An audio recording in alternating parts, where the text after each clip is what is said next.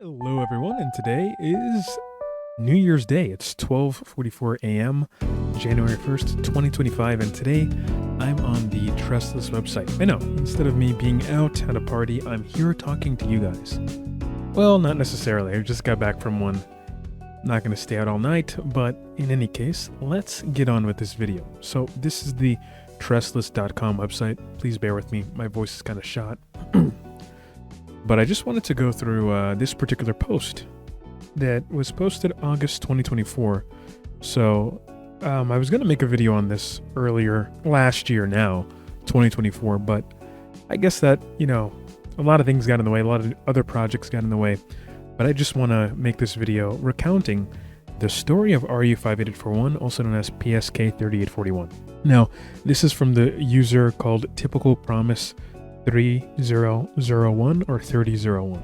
And this is a really cool documentation, right? First, it starts out with the assignee or the sponsor of the patent for RU58841 being the French pharmaceutical company RU58841. I think I pronounced that properly. But then this user who did the research, he also names the inventors, right?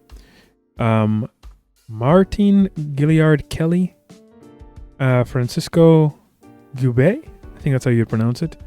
Danielle Hilbert Jean. I don't even know how to say the last name, so I'm not going to say it. But in any case, this is a really interesting documentation. So it starts off by talking about the various acquisitions and integrations. So at first, RU58841 was acquired by Host AG or Host AG. If I'm not mistaken, this is a German pharmaceutical company. And then Host, or however you pronounce it, later merged with René Poulenc to form Aventis. Now, Aventis is a pretty, I don't want to say well-known pharmaceutical company, but a lot of people are aware of Aventis in the pharmaceutical industry.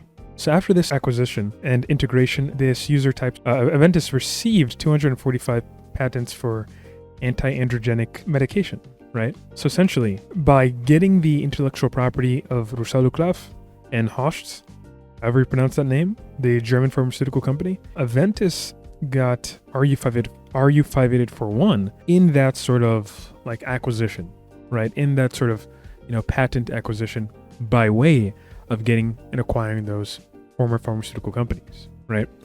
So they note that at the time, Aventis, the world's 5th largest pharmaceuticals company by total sales at the time, didn't make use of this patent compounds, a lot of them. So it kind of sat there and went to waste, right? So they note in this Reuters newspaper, it says Aventis plans to sell its osteoporosis research unit to private equity firm Warburg Pincus LLC as part of moves to streamline its portfolio. The deal expected to close in early July involves the creation of a new company called Proskelia. So Proskelia, if I'm not mistaken, would be an Irish company. So this new company, Proskelia, essentially,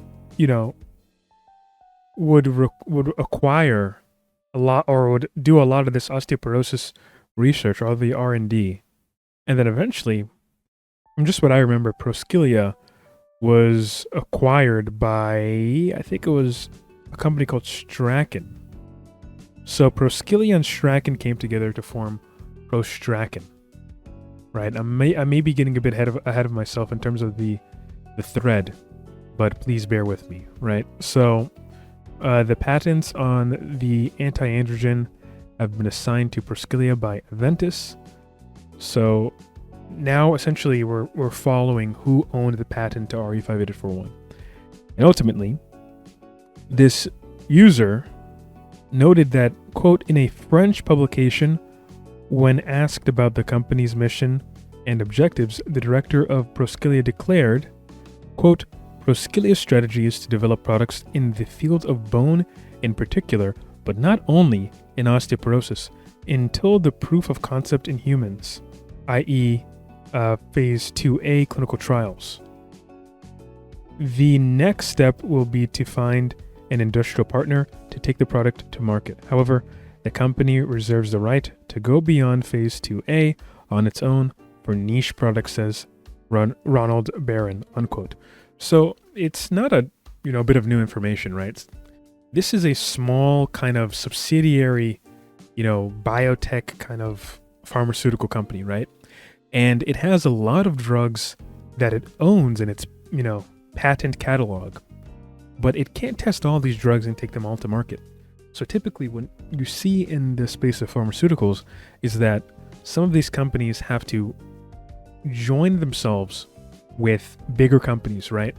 And in one of my interviews with one of the Amplifica co-founders and the founder of the FUE, the follicular unit extraction hair transplant procedure, Dr. William Rassman, he mentioned that with Amplifica, Amplifica, has patents, AMP303, I think 206 or 604 or whatever you call it, these osteopontin derivatives. Amplifica has all these, as patents. However, they need a partner that's big enough to provide the capital so they can not only, maybe take it to market, that's later down the line, but it's also to actually conduct additional pharmaceutical research, right? When you're trying to go through clinical trials, you need to have an investigator, right? So the investigator is this third-party entity, typically employed by the government or what have you, that would go about investigating a particular drug. So in the United States, the FDA makes around 50% of its money through user fees. And each year, there's always going to be some sort of competition or research process that's occurring in the world of medicine, where one pharmaceutical company or one biotech company wants to get their medical device or drug or sometimes even food to the market. And in order to do so, they have to go through a very, very rigorous, clinical trial process to prove not only safety but also efficacy of their medical device, of their drug, or in even some cases food or food additives. But focusing more on pharmaceuticals and the drug, right? What happens is that the company pays for investigators. They're not paying for investigators to be biased, but they pay for the investigation to see if their drug is actually efficacious, right? This makes the pharmaceutical company the sponsors. Now, it's not like they're bribing. It just means that, if you want to prove your drug is legit, you need to have the working capital to come in and pay for those third-party independent investigators who have to go through and actually carry out the clinical trial process according to maybe your methodology or your design. Typically with the FDA, it's the golden standard, right? The multi-center, double-blind, randomized, placebo-controlled, longitudinal, preferably study. Then you would have this sort of, independent investigation that would prove whether or not the drug works. So it's no surprise, again, how Proskelia was small and it needed to combine with a bigger pharmaceutical company in order to meet its goals. So the writer of this particular article on the Trestless community page website says, however, the strategy was set to change as Aventis had different plans for Proskelia. And in comes the development of RU58841, right? So in July 2002, the company announced that it had 3 molecules currently in development. And this is the cool part, right? So this time, this screenshot actually shows the 3 molecules in question. These 3 molecules, let me see if I can open up in a different tab. These 3 molecules are a trim patch for some sort of, it's trimesterone. So I'm assuming this is a topical estrogen patch of some kind. I don't speak French, but it looks like it says prevention et traitement des symptômes à la ménopause.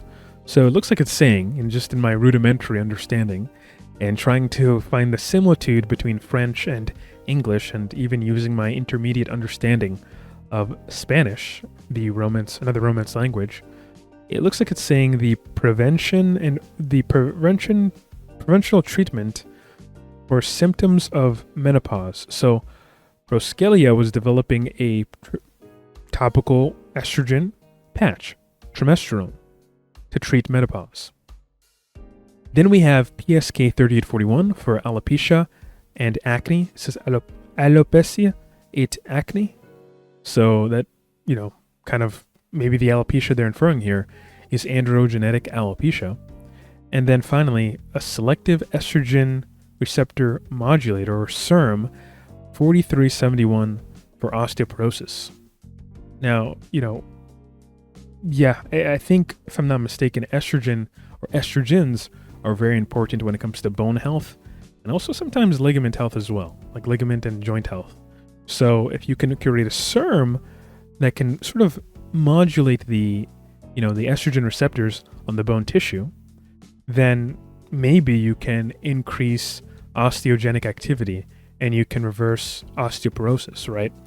So that's just another way, rather than, just straight up injecting people with estrogen, right? Maybe in men, that's not a good idea. In women, that could be a good idea, but in men, that might be largely prohibitive. So you might have to get some sort of other component that can maybe act like in a local manner, like some sort of paracrine as a SERM, but there's always going to be some sort of systemic exposure here in this case. But this is this is essentially their pipeline. So to summarize, Proskelia, which was essentially an acquisition in the making over decades, right?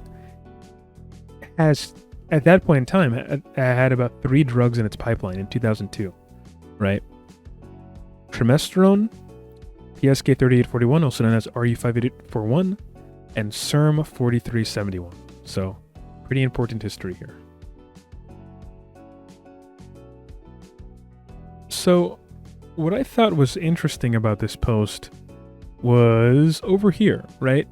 The safety assessment and early signs of efficacy of RU58841. So let's start from safety assessments. Researchers track and document any adverse effects or side effects experienced by participants. This helps in evaluating the drug safety profile. Now, the vital signs and laboratory tests, participants undergo monitoring for vital signs, such as heart rate, blood pressure, and laboratory tests, blood tests, to detect any potential issues, right? So they want to see the hematology.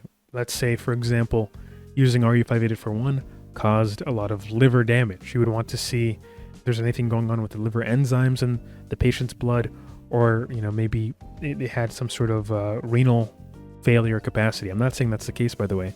I'm just saying these are things that they would potentially check for by doing the blood tests or the laboratory tests.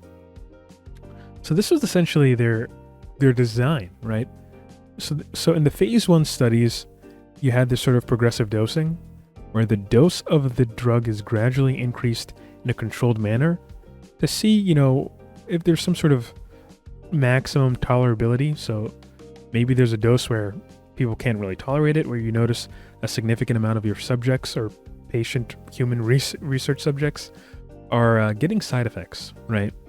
So from there, you kind of want to, play with the dose a bit, because it is a bit arbitrary, not completely arbitrary, because sometimes you can use the animal studies to understand the safety when it comes to some sort of mammalian structure.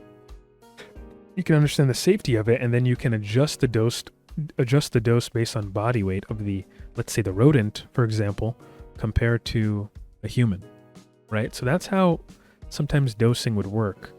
But in this case, it looked like they had the human subjects and they were kind of like testing here and there, gradually giving them, higher and higher doses, trying to like limit test to see what was going on. So let's scroll down here, right? We have knowledge of a phase 1 clinical trial study, and this is titled, quote, a double-blind randomized vehicle-controlled safety and tolerance study of topical PSK3841, also known as RU58841, solution at 5% administered twice daily over 4 weeks to healthy Caucasian males with androgenetic alopecia, unquote. And this study involved 60 participants, so it's kind of large for a phase 1. Typically, at least these days from what I've seen, phase 1 studies typically involve like maybe 20 to 45. So this is, slightly bigger. You might see a patient size like this for maybe a phase 2 or a phase 2A, right? So the study hypothesis was to assess the systemic and local safety and tolerance of 5% PSK3841 versus vehicle 70% ethanol, one administered topically twice a day over 4 weeks on the scalp of Caucasian men with androgenetic alopecia. So remember, in the first phase of clinical trial research, right, we're mostly focusing on, especially when it comes to topical drugs, we want to focus on, is the drug safe, right? Is there any sort of cytotoxicity? We could have seen that in preclinical testing where we just, examine the drug's interaction with a cell, like maybe, like some sort of dermal papilla cell, right? And then you could see, is there signs of cytotoxicity?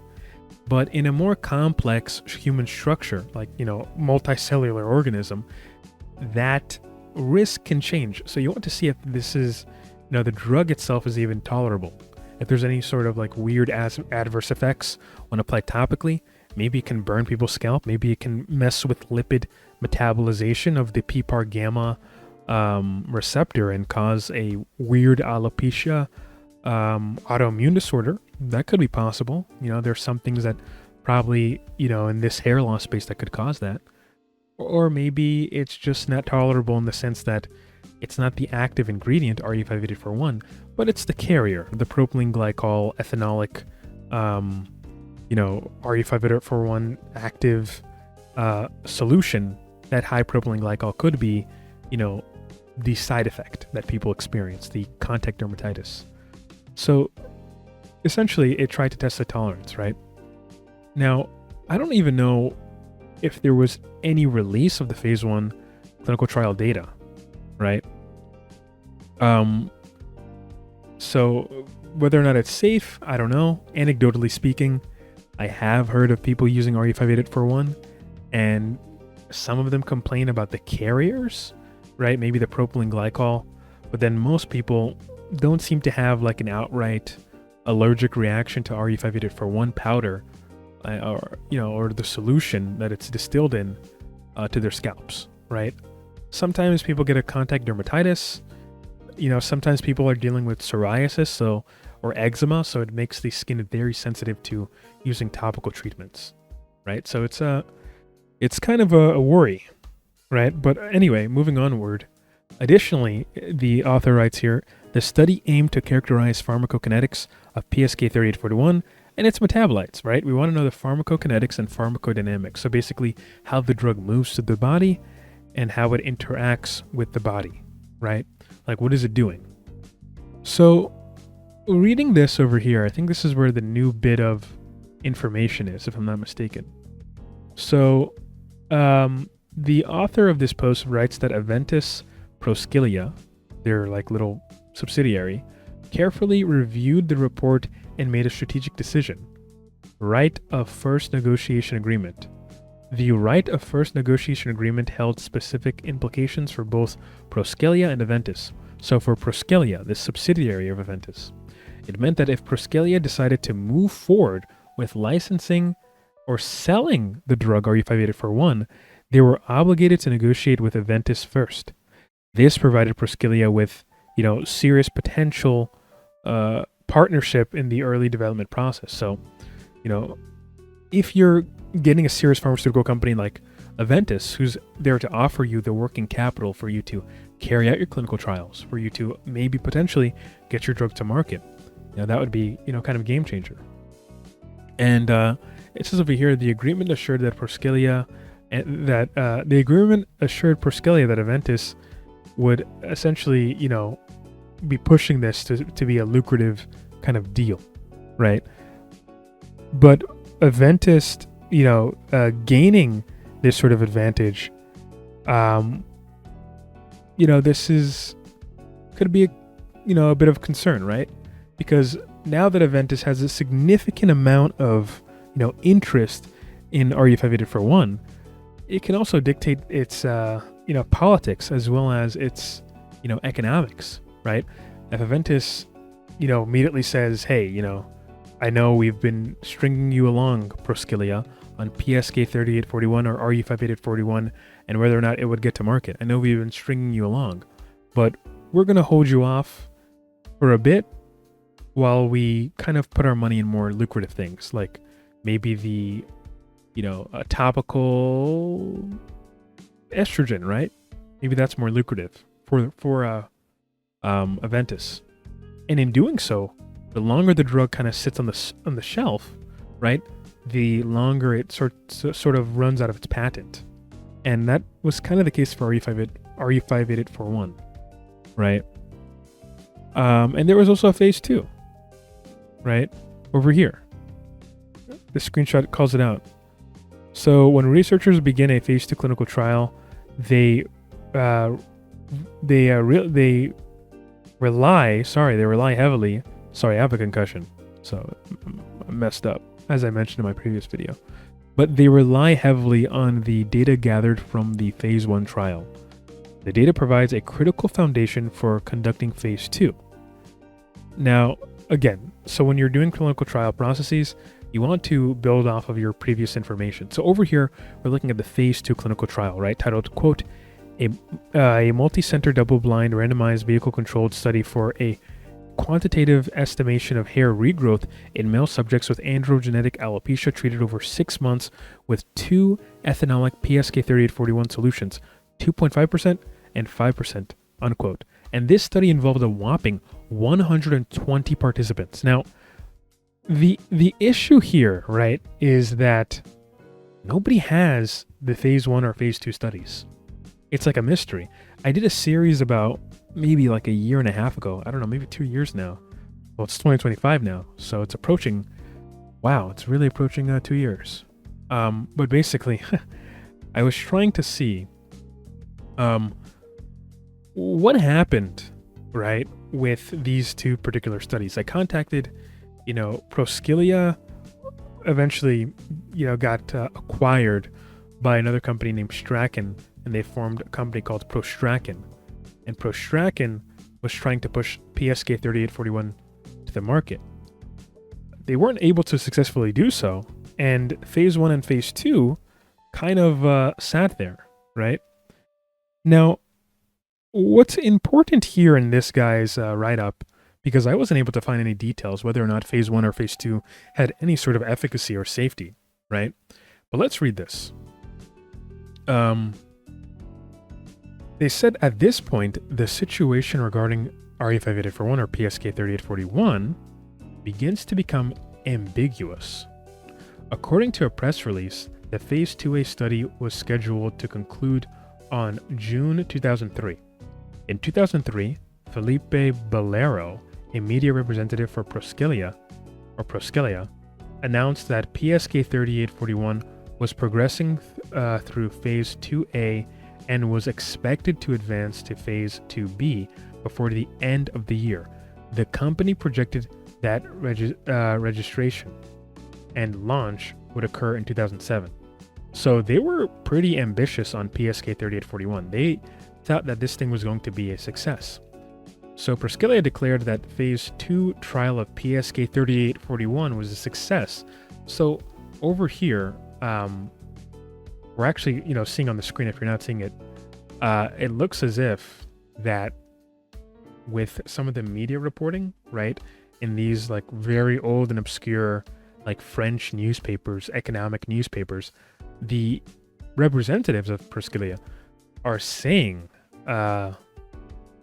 like, yo, look, this drug is very efficacious. It looks like it's possibly efficacious, right? The author of this post writes that although Aventis did not report phase 2 as a failure, the deal was not finalized, right? So reasons why PSK3841, they list some reasons over here, was unsatisfactory for Aventis, and how the challenging financial situation at Proskelia prevented the drug from reaching the market. So before I continue with reading this, it looks like a lot of what happened with RU58841 dismissal has to do with, its profitability. Now, you're probably saying, well, androgenetic alopecia is, that would be a pretty profitable condition to make medication for, right? Really? Well, let's see what this guy wrote. So this guy wrote, maybe this is his ideas. I don't see any direct citations here. Maybe I'll see it later on. But they wrote that after completing the clinical trials, acne was removed from the treatment scope. Proskelia, also known as Prostrakin, I don't know why they didn't, update this. At this time, this company is known as Prostrakin. Had previously estimated the global market for the drug, combining both alopecia and acne treatments, to be around $300 million per year. The exclusion of acne from the drug's therapeutic scope significantly diminished its market potential, leading to a sharp decline in its projected value. Now, the question is, why would they do that? Was there some sort of data in their acne clinical trials that suggested that this thing doesn't really work well for acne? Who knows, right? What the writer of this article goes on to say, when Aventis secured the right of first negotiation, they were already well aware of Proskelia or Prostrakin's precarious financial situation, given that they held a 42% stake in the company. So if Aventis had exercised its right of first negotiation and taken the license, they would have been responsible for further developing, conducting any necessary additional clinical trials, obtaining regulatory approval, and eventually marketing and selling the drug. And this would have, it doesn't matter, right? Because whether or not Prostrakin can get the medication to market, at this point, it's not their problem, right? Because of the first negotiation. So it's Aventis would be very much so independently responsible for trying to get this drug to market, right? And then over here, this author goes on to talk about the challenging financial situations at Proskelia. They say since Aventis decided not to take the drug to market, Proskelia would need to either manage the development independently or continue searching for another partner. And it looks like this was not, they have to do this within a certain amount of time, right? Because RU58841 has a patent, right? Expiry date. So they have to find someone to help them get through phase 2 to the next trial, phase 3, and potentially to market. So this over here, right? They show some things over here. The drug development stalled because Prostrakin lacked both financial resources and the development capabilities to advance the drug further in the market. That's very unfortunate. So they didn't have the resources to push RU58841 into the market. Over here it says detailed financial figures for Prostrakin are not necessary here, as the crucial factor is the time between the conclusion of the drug's trials and Prostrakin's merger with another company, which subsequently had the means to advance the drug through phase 3 and bring them to the market, was very short. So over here, this is what I was talking about earlier, right? The author finally mentions it. The integration of Proskelia into Strakin, resulting in the formation of the new company called Prostrakin, right? And it says over here, the proposed merger between Strakin and Proskelia was announced on June 8th, 2004, approximately 1 year after the completion of phase 2 clinical trials of RU58841.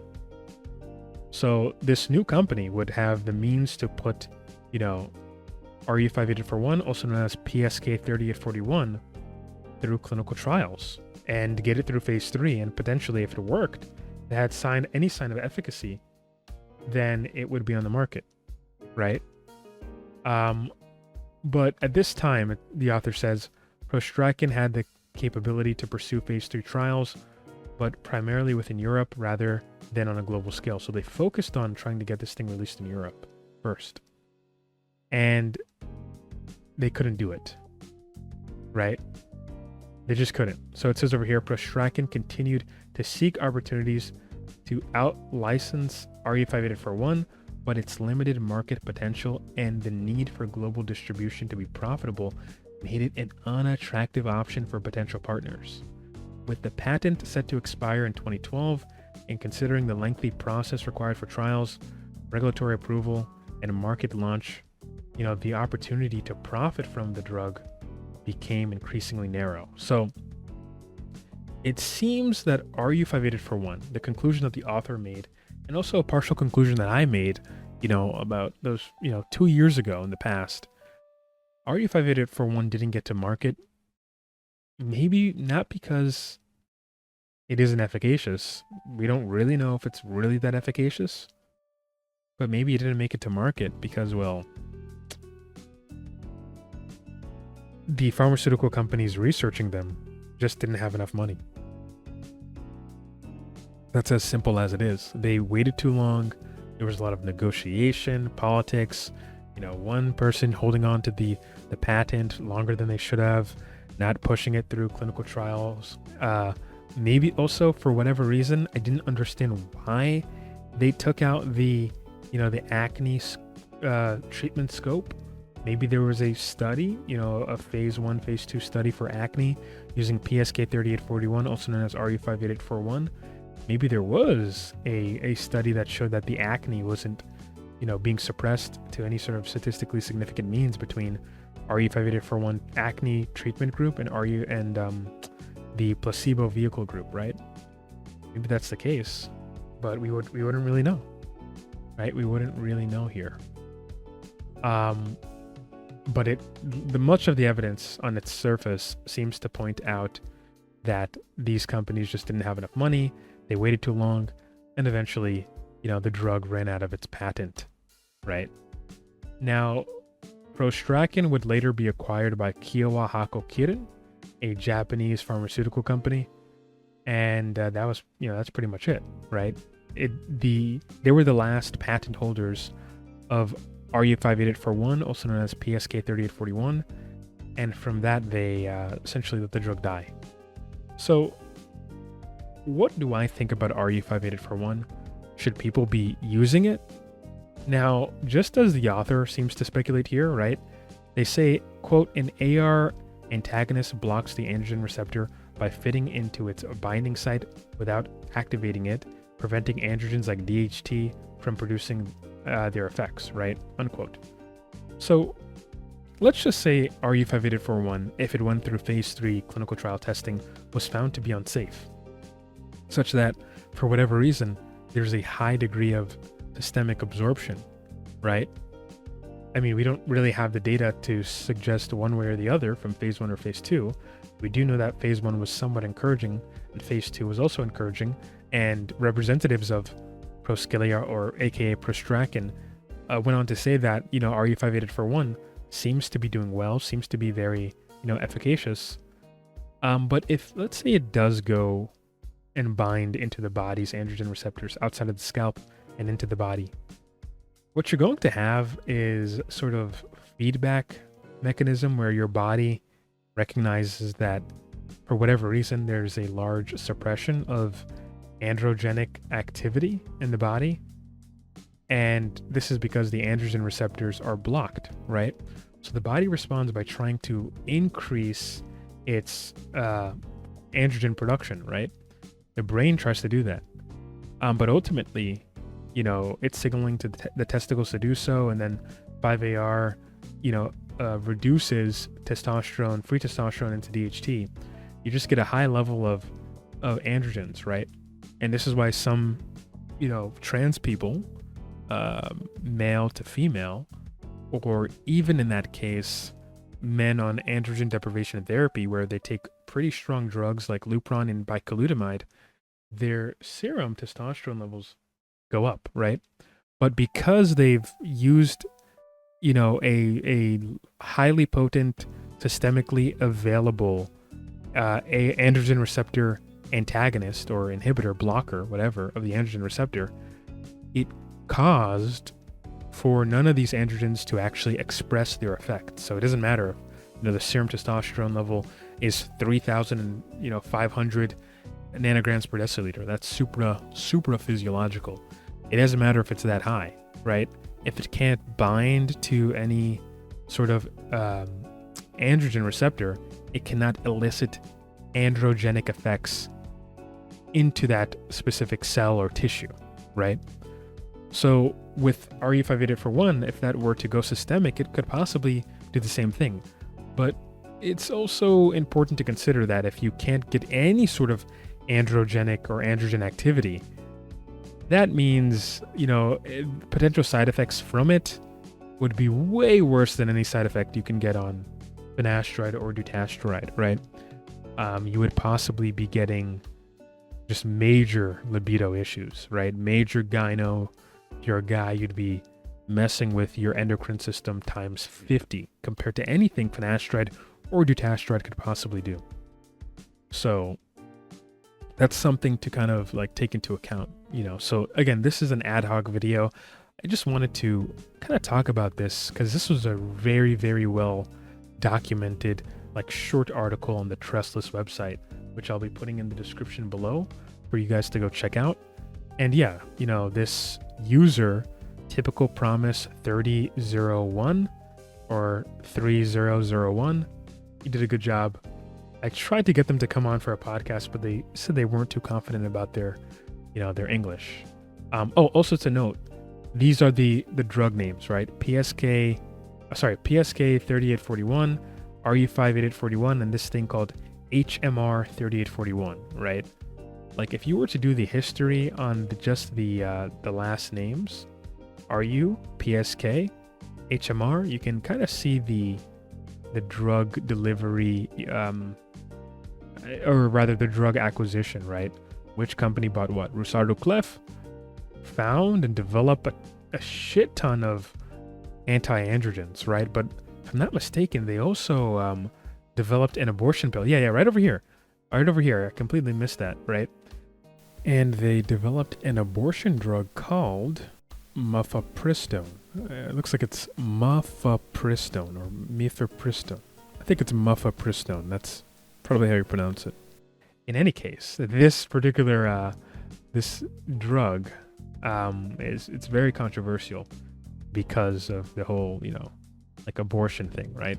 But Pharmaceutical was well known back in the day because of that. They were innovators. They were developing these sort of molecules that can interact with hormones on a very deep level. So they were a leader in the space, and of course they would find RU58841. Of course they would find it. But yeah, I don't want to ramble too much. It is the new year. It's 1:23 a.m., January 1st, 2025. I am still dealing with my concussion that I got, as I mentioned in one of my previous videos. And hopefully, it's been getting better, but it's whatever.